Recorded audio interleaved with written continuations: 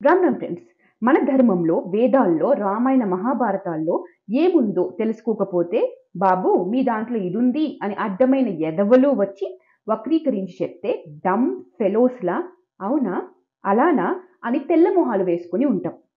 ఓటీటీలో రిలీజ్ అయిన అన్నపూర్ణి మూవీలో జరిగింది ఇదే. అయితే ఆ డైరెక్టర్ నిలేష్ కృష్ణకి హిందువులంటే ఎంత చులకన భావన ఉంటే రామాయణంలో నుండి శ్లోకాన్ని వక్రీకరించి సినిమాలో చూపిస్తాడు. How dare he! హిందువులంటే అంత చేవ చచ్చిన వాళ్ళలా కనిపిస్తున్నారా? అన్నపూర్ణి మూవీలో హీరో ఏమంటాడు, మనం చేసే పనికి భక్తికి సంబంధం లేదా? మరి హీరోతో అదే సినిమాలో పంది మాంసాన్ని కట్ చేయించడం, వండించడం హీరోతో ఎందుకు చేపించలేదు? మళ్ళీ వచ్చి రామాయణ శ్లోకం ఏంటంట, వాల్మీకి రామాయణంలో వనవాసంలో ఆకలేసినప్పుడు రామలక్ష్మణులు ఇద్దరూ జంతువులను వేటాడి సీతతో కలిపి భుజించారు అట. దేవుడే తిన్నాడు, నువ్వు వండితే తప్పేంటి అని నీతులు చెప్పొచ్చాడు. దానికి నోరెల్ల పెట్టి అవునా అన్నట్టు హిందూ మహిళని చూపించడం. నిజం చెప్పాలి అంటే ఇలా కన్ఫ్యూజ్డ్ సో కాల్డ్ సెక్యులర్ హిందువులు మన చుట్టూ ఎందరో ఉన్నారనుకోండి. ఇది ఎలా ఉంది అంటే, పాము చచ్చింది, వాడు రాత్రవగానే భోజనం చేసి పడుకున్నాడు. కలిపి చదివితే పామును తిని పడుకున్నాడు అని అర్థం వస్తుంది కదా. అలానే ఈ శ్లోకాన్ని కూడా దరిద్రులు వాళ్లకు నచ్చినట్టు నచ్చిన విధంగా వాడుకున్నారన్నమాట. అసలు శ్లోకం ఏంటి?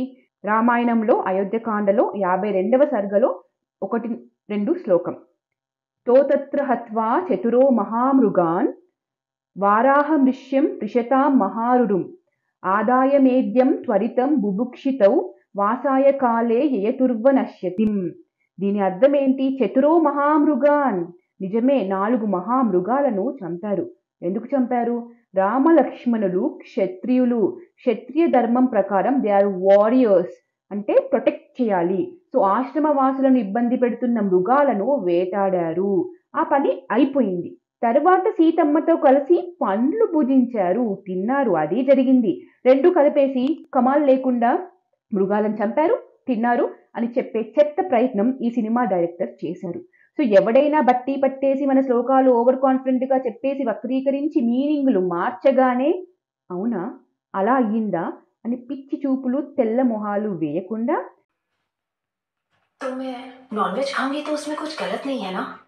అలానే ఈ కమ్యూనిస్టులు మ్యాక్స్ ముల్లర్లు వక్రీకరించిన పుస్తకాలను ప్రామాణికంగా తీసుకోకుండా గీతా ప్రెస్ వారు ప్రచురించినవి లేదా సంస్కృత పండితుల దగ్గర కానీ ట్రాన్స్లేట్ చేసి చెప్పించుకోండి.